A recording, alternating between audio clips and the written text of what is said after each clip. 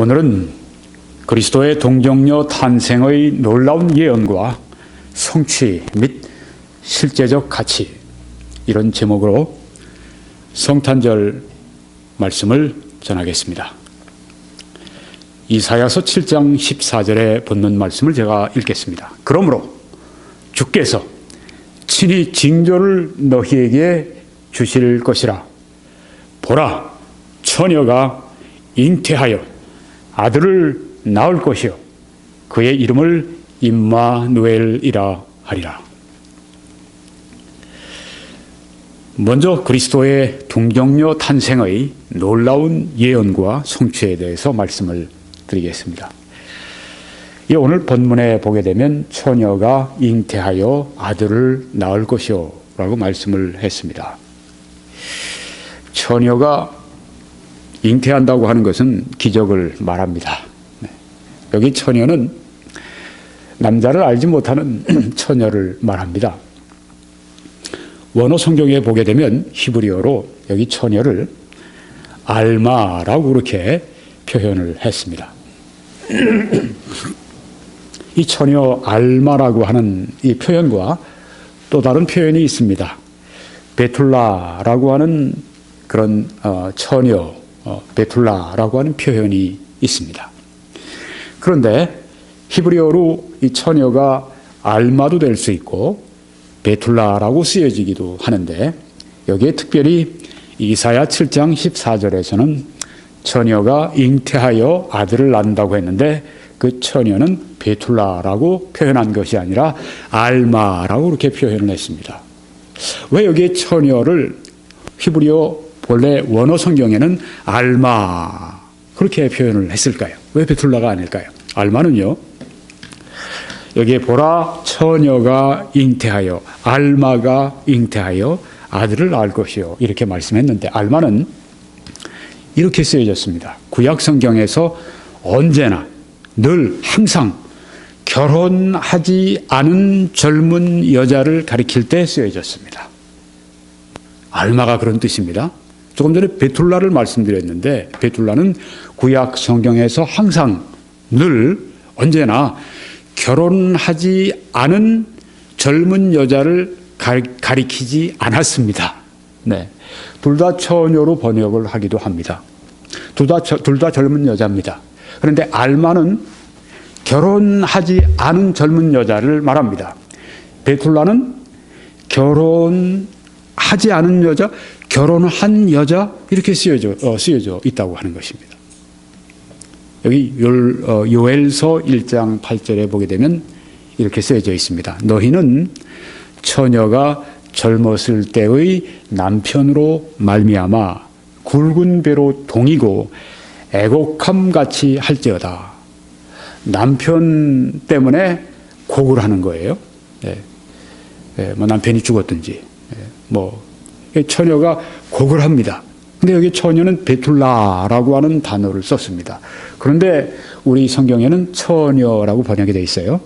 우리가 조금 전에 봤던 이사야 7장 14절에서 처녀가 잉태하여 아들을 낳을 것이요, 거기에 처녀는 알마였었습니다. 거기 알마 그 처녀는 결혼하지 않은 사람을 말합니다. 근데 여기에 처녀 이 베툴라라고 하는 것은 여기에 성경에도 말씀되어 있지만 젊었을 때의 남편을 가진 여자를 말합니다. 그러니까 처녀라고 이렇게 우리말로 표현을 했지만 원어 베툴라는 무슨 뜻인가 하면은 결혼한 젊은 여자를 가리킨다고 하는 것입니다.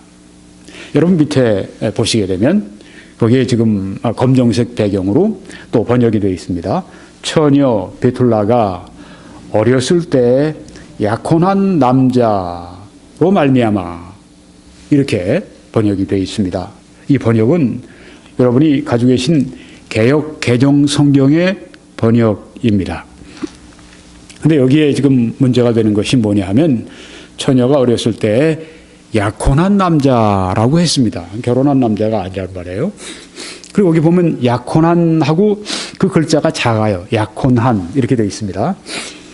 뭔가 사본상에 지금 뭔가 이 석연치 않은 그런 것이 있으니까 작게 해놓은 거란 말이죠. 그런데 영어 성경들을 다 보게 되면은 허즈먼드라고 되어 있습니다. 다 허즈번드로 번역이 되어 있어요. 허즈번드고요. 네. 남편입니다. 그래서 제가 이거 볼 때, 이 우리 개역 개정, 이 성경의 약점이 참 여러 가지가 있다 하는 걸 제가 또 발견하게 됩니다.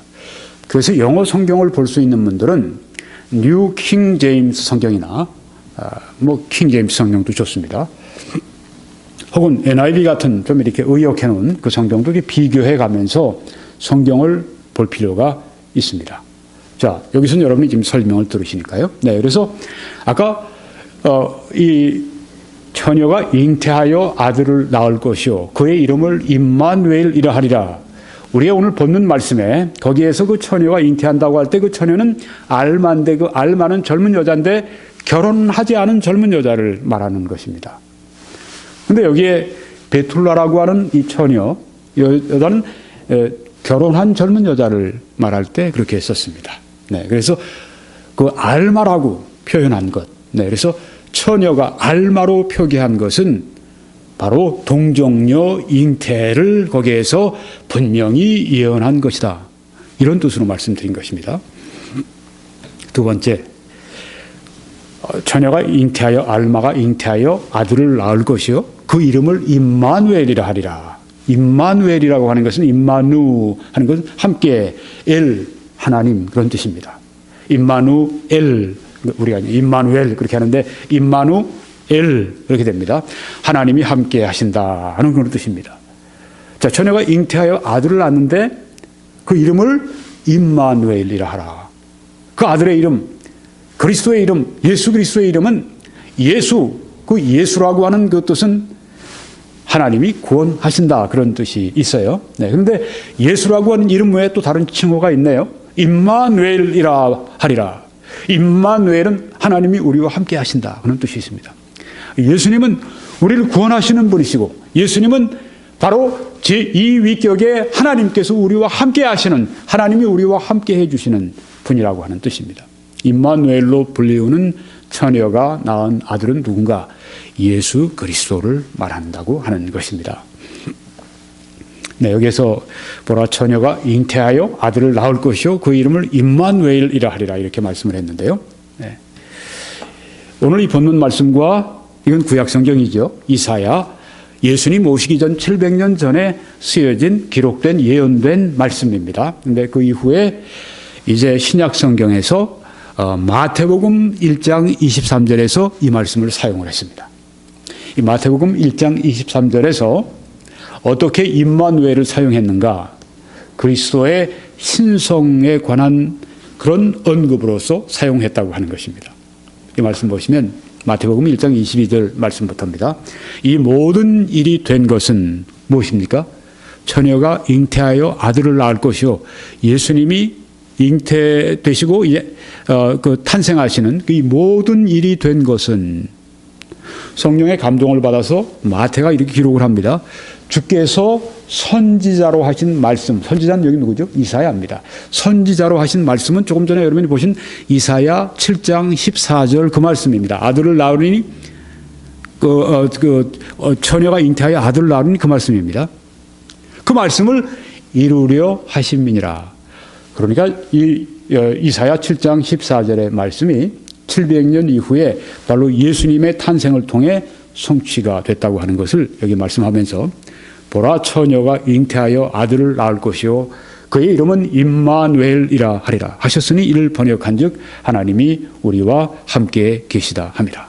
네, 함께 이렇게 그 마태복음 1장 23절에도 쓰여졌는데 여기 임마누엘이라고 하는 것은 예수 그리스도의 신성을 거기에 말씀하고 있습니다. 예수 그리스도가 하나님 되심을 말씀하고 있다고 하는 것입니다. 그래서요, 우리가 이제 바로 이 이사야 7장 14절에 이 예언의 말씀이 이루어졌다고 하는 그 말씀입니다.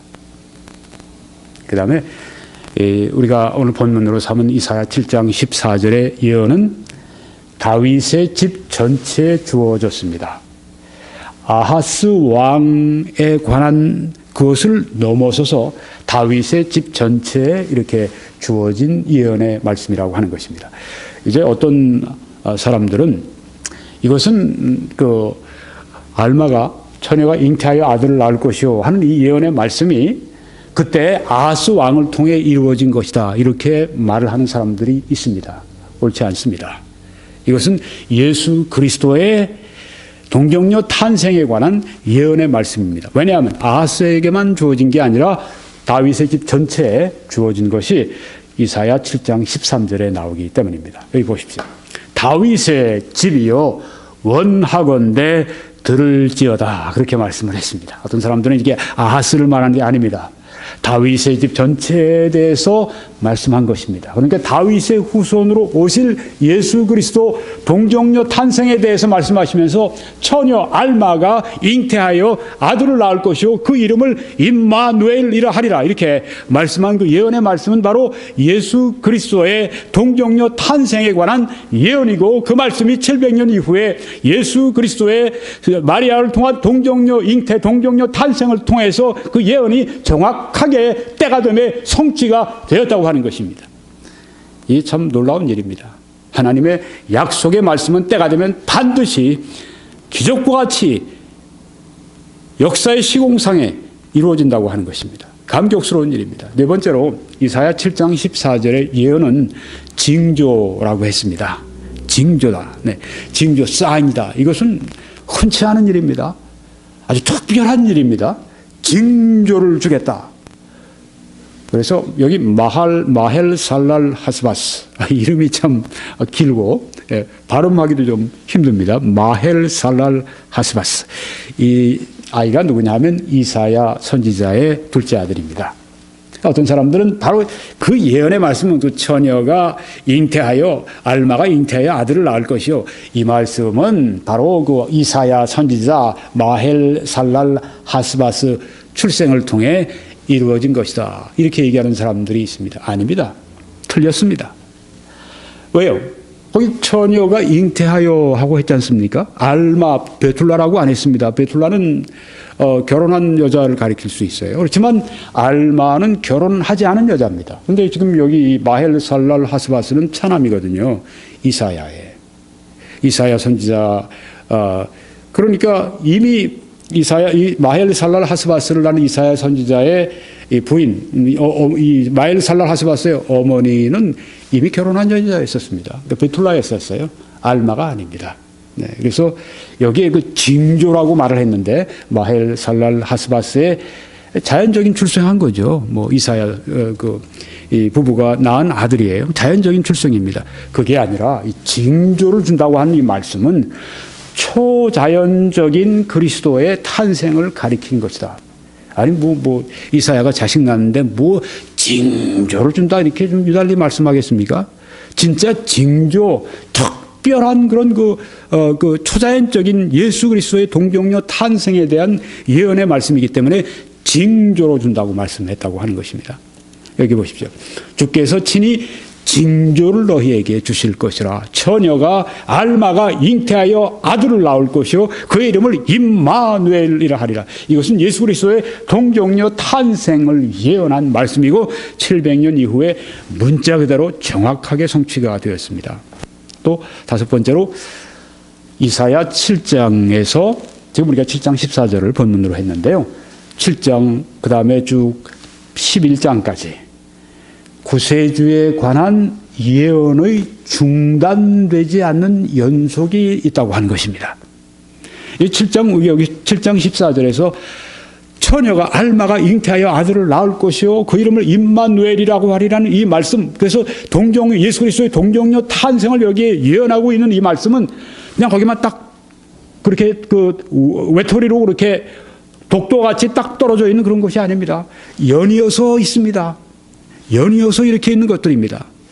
그래서 7장, 8장, 9장, 11장 이렇게 계속 예수 그리스도의 구세주에 관한 예언의 약속, 그런 중단되지 않는 연속이 거기에 나와 있다고 하는 것입니다. 그러니까 이사야 7장 14절에 있는 말씀은 마헬 살랄 하스바스라고 하는 자연적인 이사야의 사람의 출생을 말하는 것이 아니라 그것은 이 구세주에 관한 예언의 중단되지 않는 연속 속상에 있는, 바로 그래서 예수 그리스도의 동정녀 탄생을 예언하고 있는 그 말씀이라고 하는 것입니다. 여기 보십시오. 이사야 8장 8절에도 임마누엘이여, 이는 하나님이 우리와 함께 계심이니라. 이렇게 계속해서 예수 그리스도의 탄생에 대해서 말씀하고 있고요.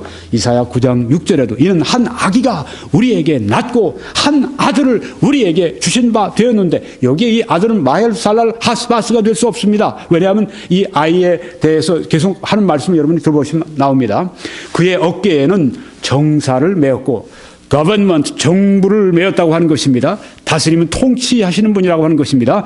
그의 이름은 기묘자라, 모사라, 기묘자라, wonderful, 모사라, counselor, 전능하신 하나님이라, almighty God. 마헬살랄 하스바스가 어떻게 이사야의 두 차남이 전능하신 하나님이라 그렇게 칭할 수가 있어요? 오직 예수 그리스도가 전능하신 하나님이시죠. 또 영존하시는 영원히 eternal father, everlasting father, 영존하시는 아버지라, 평강의 왕이라, the prince of peace, 평강의 왕이라 할 것이다. 이게 예수 그리스도를 가리키지 않으면 누구를 가리키는 것입니까? 바로 7장에 있던 그 예언의 말씀 다음에 지금 9장에 지금 또 나와 있고요. 그뿐 아니라 11장 1절에서 5절까지인데 1절만 보면 이새의 줄기에서, 바로 다윗의 그 가문이죠. 이새의 줄기에서 한 싹이 나며 그 뿌리에서 한 가지가 나서 결실할 것이요, 그러면서 5절까지 계속해서 예수 그리스도에 관한 예언의 말씀을 분명히 주시고 있다고 하는 것입니다. 그래서 이사야 7장 14절의 이 말씀은 바로 예수 그리스도의 동정녀 탄생에 관한 예언의 말씀이고 700년 이후에 정확하게 이루어진 것입니다. 또 우리가 신약 성경의 마태복음 1장 23절의 말씀을 아까 봤습니다만, 그 신약 성경의 말씀이 성령의 감동으로 기록된 말씀인데, 우리 본문 이사야 7장 14절의 이 말씀을 해석을 하는데 어떻게 해석합니까? 예언적인 말씀으로 해석을 하는 것입니다. 예수 그리스도의 동정녀 탄생에 대한 예언의 말씀으로 해석을 하고 있기 때문에 마태복음이, 바로 마태가 성령의 감동을 받아 기록한 그 말씀은 바로 성령의 기록입니다. 성령께서 하신 말씀이 이사야 7장 14절의 그 말씀은 마헬살랄 하스바스 그런 자연적인 출생을 말하는 것이 아니라 예수 그리스도의 동정녀 탄생, 그것은 초자연적인 예수 그리스도의 탄생을 예언한 것이다. 이렇게 성령께서 도장을 찍으신 것입니다. 여기 보면 이 모든 일이 된 것은 하고 말씀합니다. 강조하는 거죠. 이 모든 일이 된 것은 주께서 선지자로 하신 말씀을 이루려 하십니다. 여기 모든 일이 무엇입니까? 베들레헴에 아기 예수께서 말구유에 탄생하신 것입니다. 이 모든 일이 된 것은 그 말씀입니다. 이건 주께서 선지자로 하신 말씀, 즉 무엇이죠? 조금 우리가 지금 계속 본문으로 삼고 있는 이사야 7장 14절의 그 말씀, 그것을 이루려 하심이니, 이루려 한다, 예언이 성취됐다고 하는 말씀입니다. 여기에 성령께서 마태를 통해서 우리들에게 말씀하시는 것은 뭐냐면 바로 예수 그리스도의 탄생을 이사야 7장 14절이 예언한 것이다, 이렇게 말씀하고 있다고 하는 것입니다. 뭐 학문적으로 이런 여론이 그런 얘기를 떠나서 먼저 성령께서 도장을 찍으신 그 말씀을 우리가 취해야 되는 거죠. 보라, 처녀가 잉태하여, 처녀가 잉태한다고 하는 것은 이건 그 이성적으로 이루어질 수가 없는 일입니다. 이것은 기적에 속하는 것입니다. 초자연성이 여기에 들어 있습니다. 아들을 낳을 것이요, 그의 이름은 임마누엘이라 하리라. 임마누엘, 하나님이 우리와 함께 하신다. 예수 그리스도의 하나님 되신 신성을 말합니다. 예수님이 오신 것이, 하나님이 우리와 함께 하시는 것은 얼마나 좋습니까? 예수님이 오셨다고 하는 건 하나님이 우리와 함께 하신다고 하는 것입니다. 지금은 예수님이 안 계시지 않습니까? 그렇지만 예수님과 동일하신 성령님을 이제는 옆에 이렇게, 예수님은 몸을 입으시고 함께 다니셨지만 이제는 성령님을 우리 안에 주셨잖아요. 본질상 예수님과 동일하신 성령님께서 우리 안에 계시지 않습니까? 하나님이 우리와 함께 하시는 것이 아니라 이제는 하나님이 우리 안에 계시는 것입니다. 네. 우리가 함께 계시다 함이라. 또요, 신약 성경, 지금 우리가 마태복음 1장 23절 보셨는데, 이 신약 성경은 LXX의 번역자들, LXX는 이것은 무엇인가 하면은 70인역이라고 그렇게 말을 합니다. 이 구약 성경이 있잖아요. 구약 성경은 히브리어로 기록이 되어 있지 않았습니까? 그런데 이스라엘 사람들이 이제 이민을 많이 하잖아요. 많이 쫓겨다니기도 하고 끌려가기도 하고 자기 땅에 살기 힘들고 요새 시리아 난민들 보십시오.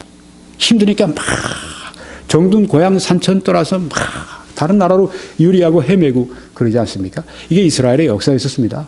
네.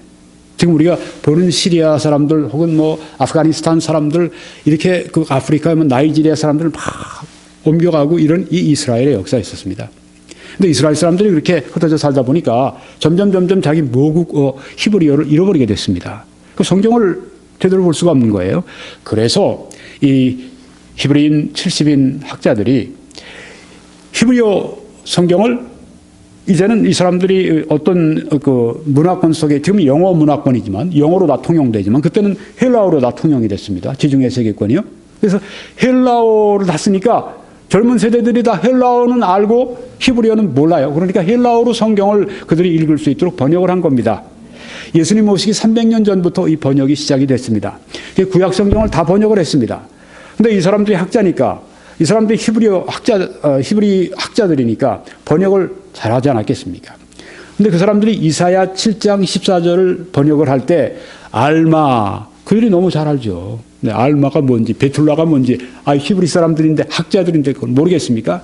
알마를 어떻게 번역했냐면 헬라어로 파르세노스라고 그렇게 번역을 했습니다. 이 파르세노스는 결혼하지 않은 처녀를 말하는 것입니다. 그러니까 이 LXX를 번역한 70인의 유대인 학자들도 구약 성경에 우리 오늘 본문에 이사야 7장 14절에 처녀가 그 알마가 아들을 낳으리니 그 알마는 결혼하지 않은 수처녀 파르세노스를 의미한다 해서 파르세노스로 번역을 했어요.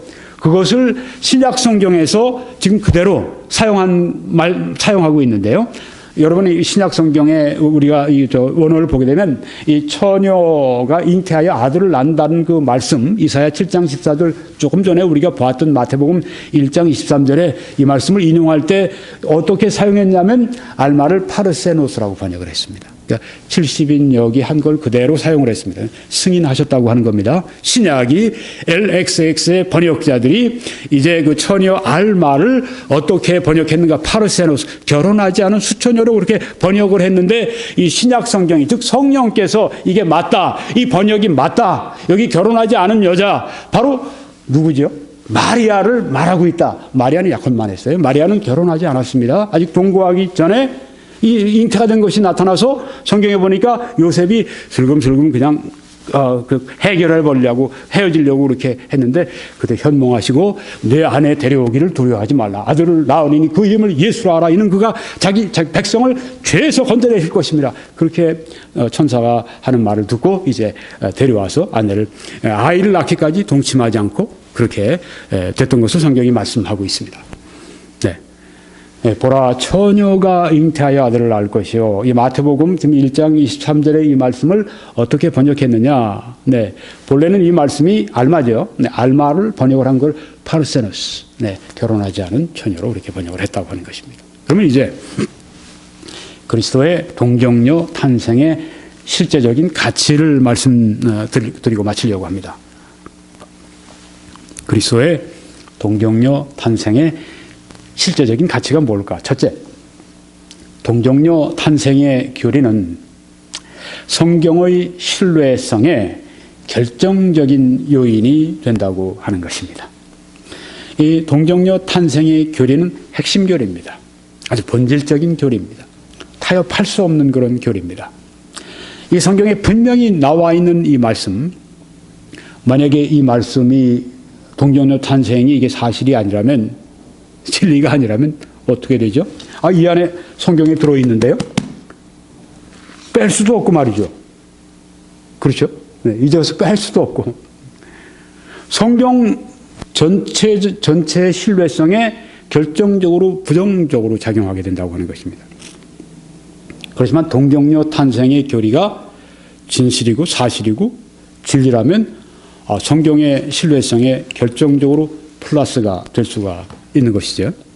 물론 우리는 동정녀 탄생에 관한 성경의 말씀을 진실된 것으로 믿습니다. 자, 만약에 동정녀 탄생에 관한 말씀을 믿지 않는다면, 네, 그것이 사실이 아니라고 할 것 같으면, 그럼 성경의 다른 말씀을 왜 믿어요? 그렇죠? 예수님이 동정녀 탄생하셨다고 하는 사실이, 나 믿을 수 없다, 그거는. 야, 어떻게 저 처녀가 아이를 배? 그런 거 없어. 그런 거 믿을 수 없어. 그렇게 미신적으로 믿지 마. 그렇게 말도 안 되는 얘기 하지 마. 이렇게 하면서 교회에 나오는 사람들이 있다면 이 사람들 진짜 문제입니다. 동정녀 탄생에 관한 그 말씀을 성경에 나와 있는 걸 믿지 않으면 성경에 다른 성경에 있는 말씀들을 어떻게 믿어요? 그렇죠? 그걸 믿지 않는데 어떻게 다른 걸 우리가 그게 거짓된 것이 여기 들어있는데 어떻게 성경에 다른 걸 믿습니까? 다른 것도 믿을 수가 없죠. 그만큼 동정녀 탄생의 교리는 중요하다고 하는 것입니다. 왜 우리가 동정녀 탄생에 관한 교리를 믿습니까? 네. 성경이 진리의 말씀이기 때문에 우리는 성경에서 말씀한 이 동정녀 탄생의 교리를 확실하게 믿는 것입니다.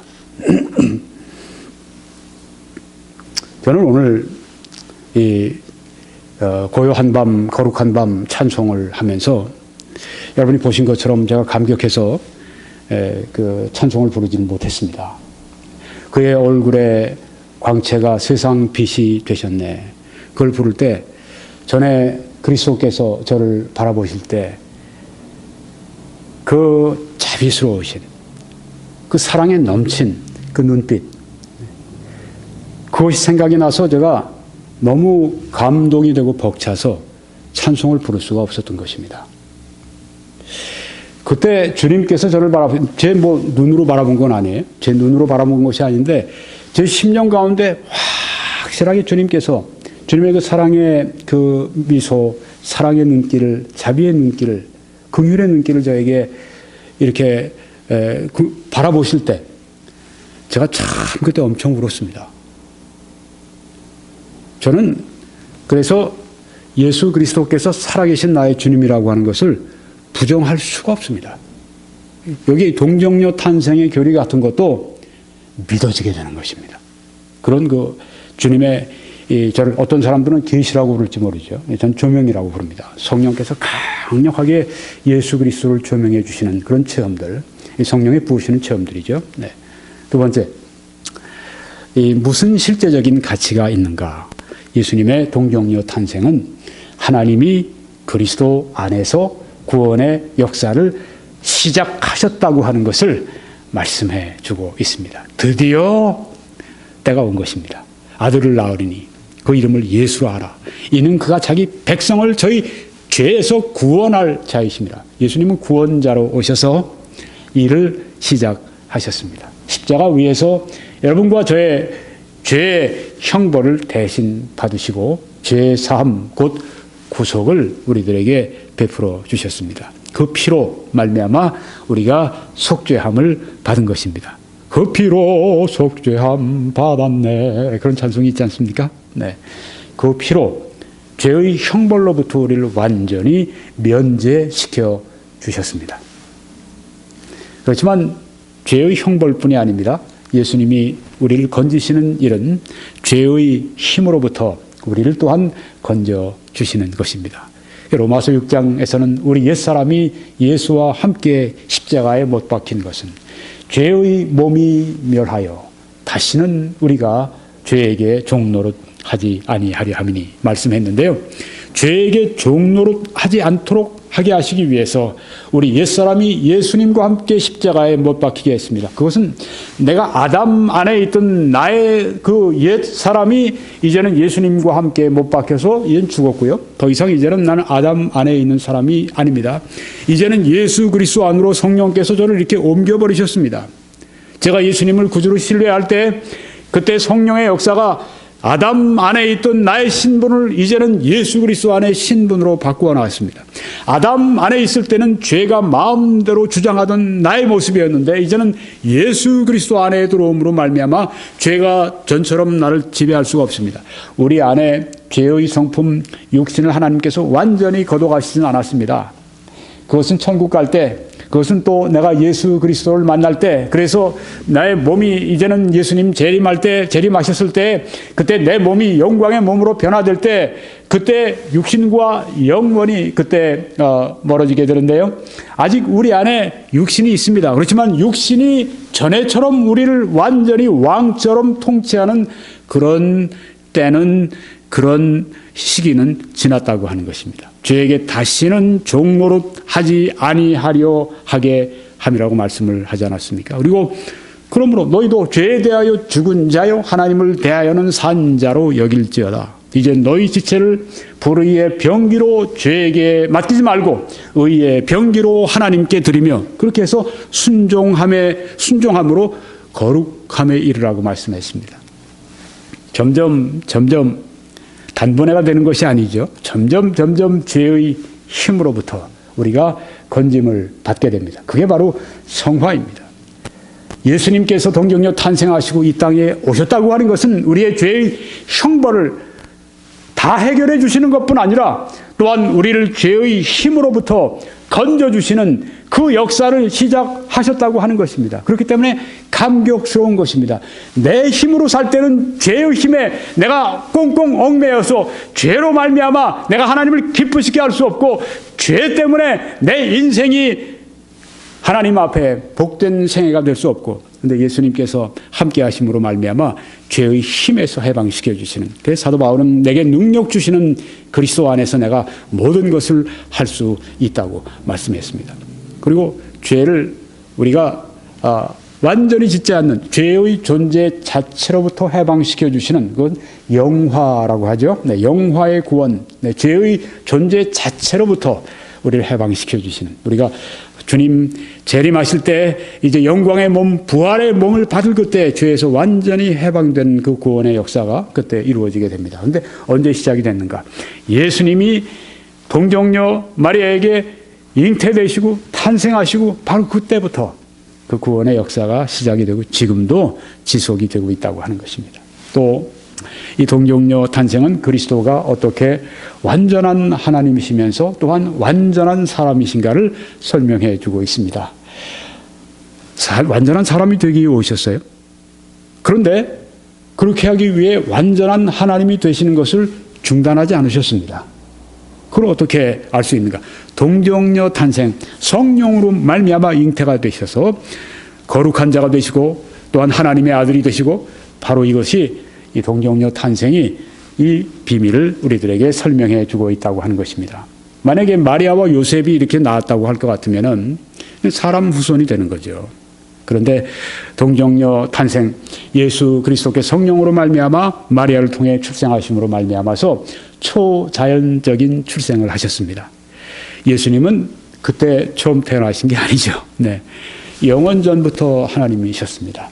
그리스도는 영원히 존재하시는 영존하시는 아버지셨습니다. 본질상. 네. 그래서 예수님은 하나님이십니다. 예수님은 또한 부활하셨습니다. 이런 모든 것들은 예수님이 출생하시는데 보통 출생이 아니라 초자연적인 성령으로 말미암아 동정녀 마리아에게 출생하시는 초자연적인 출생이 필요하다고 하는 것입니다.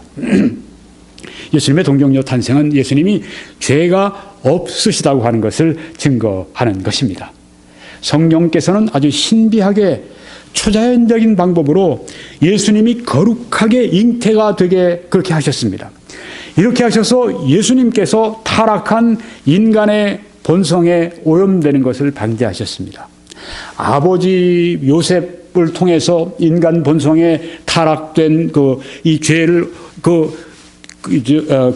전수받지 않고, 그걸 뭐라고 그럴까요? 그걸 유전받지 않고, 네.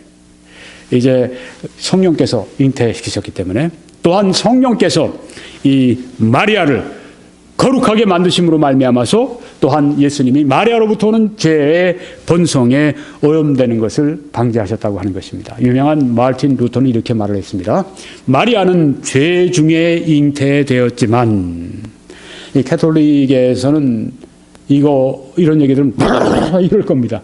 마리아가 죄 중에 잉태가 됐다니, 마리아가 immaculate conception, 마리아는 어머니, 이런 얘기입니다. 그게 마리아가 어머니로부터 출생하지 않았겠습니까? 근데 마리아가 어머니에게서 출생할 때 마리아가 원죄가 없이 출생했다고 믿는 게 가톨릭교리입니다. 이게 바로 이렇게 말하죠. 네. 무원죄 잉태설이라고 이렇게 합니다. 네. 무원죄 잉태설이라고 하는데요. 네. 다시 말씀드리겠습니다. 마리아는 죄 중에 잉태되었지만, 네, 그 사실이 아닙니다. 성경에 없습니다. 마리아도 죄인입니다.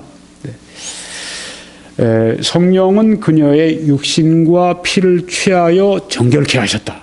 마틴 루터가 이렇게 성경을 해석하는 것입니다. 마리아는 죄 중에 잉태되었지만, 원죄가 없이 그 마리아의 어머니가 마리아를 잉태하고 마리아를 탄생시켰고, 그게 아니라 마리아는 죄 중에 잉태되었지만, 다윗도 그러지 않았습니까? 다윗 같은 그런 위대한 그런 신앙인도 모친이 죄 가운데 나를 잉태했습니다.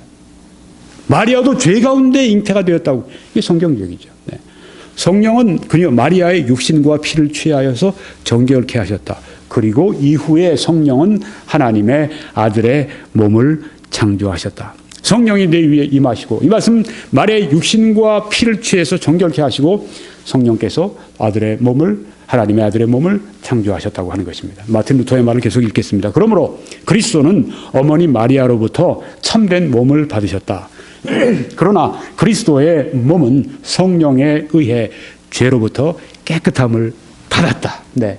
양친으로부터 이렇게 그 몸을 받은 것이 아니라 성령의 역사로 말미암아서 마리아의 몸을 빌어서 오셨기 때문에, 성령이 다 깨끗하게 하셨기 때문에 예수님은 사람의 죄의 본성에서 그 죄로 오염되지 않는 그런 그 생명을 받으셨다고 하는 것입니다. 이것이 사실이 아니라면 우리는 구원을 받을 수 없을 것이다. 이렇게 마틴 루터가 말을 합니다. 이 말은 이 개신교의 견해인데, 이것은 가톨릭의 마리아의 무원죄 잉태설을 교정하는 편이 되는 것입니다. 마리아는 우리처럼 죄성을 지녔습니다. 그렇지만 예수 그리스도의 동정녀 탄생은 성령의 역사에 의해서 거룩하게 되었다고 하는 것입니다. 또 실제적인 가치는 이것입니다. 예수님의 동정녀 탄생은 마리아의 순결성을 입증합니다. 어떤 사람들은 마리아가 요셉이 아닌 어떤 다른 남자하고 관계를 해서 그렇게 애를 뵌 거야, 이런 잘못된 주장을 합니다. 네. 마리아는 그런 사람이 아닌데, 예수님은 남자를 매개로 하지 않고 성령에 의해서 잉태가 됐습니다. 그래서 마리아가 정결하지 않은 그런 사람이라고 말하는 모든 정죄는 근거가 없어지게 된다고 하는 것입니다. 또요, 성령께서 마리아 안에서 예수님의 몸을 잉태하게 하실 때 그것은 기적적인 일이었습니다. 그건 초자연적인 일이었었습니다. 그래서 예수님이 나셨어요. 마찬가지로 성도 안에서 성령께서 역사하심으로 우리 안에 예수님의 형상을 담게 하십니다. 초자연적으로 우리 안에서 예수님의 형상, 사랑, 희락, 화평, 오래 참음, 자비, 양선, 충성, 온유, 절제와 이 모든 것들이 다 성령의 열매가 예수님의 형상이신데, 성령께서 예수님의 몸을 초자연적으로 잉태하고 탄생하게 하신 것처럼 우리 안에서 성령께서 이처럼 예수님의 형상을 담게 하신다고 하는 것이 바로 이 교리의 실제적인 가치입니다. 7번째는 예수님이 초자연적으로 이 세상에 오셨습니다. 초림하셨습니다.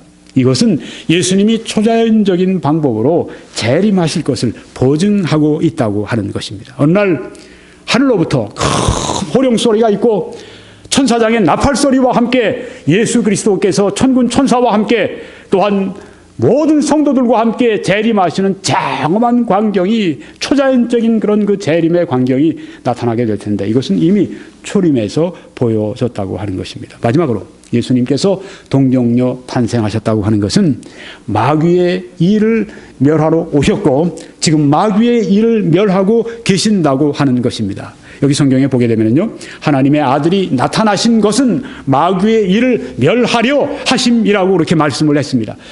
이 동정녀 탄생하시고 오시게 된 것은 일이 있으셔 오셨습니다. 여러 가지 중에 하나가 마귀의 일을 멸하기 위해서 오셨습니다. 마귀는 사람들을 속입니다.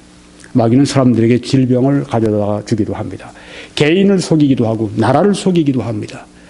죄를 가져와서 교회를 망치기도 하고 하나님의 징계를 불러오게도 하고 이런 마귀의 일, 마귀에게 눌려서 있는 모든 자를 예수님이 낫게 하셨다고 말씀했는데, 해방시켜 주셨다고 말씀했는데, 예수님이 동정녀 탄생하신 것은 마귀의 일을 멸하러 오셨습니다. 이제 예수님과 우리가 함께 가까이 있는 동안에 마귀의 일이, 우리를 향한 모든 마귀의 일이 마치 이 불화살이 날아올 때 믿음의 방패로 막는 것처럼 예수님께서 그렇게 막아주시고 마귀의 일을 멸해 주실 줄 믿습니다.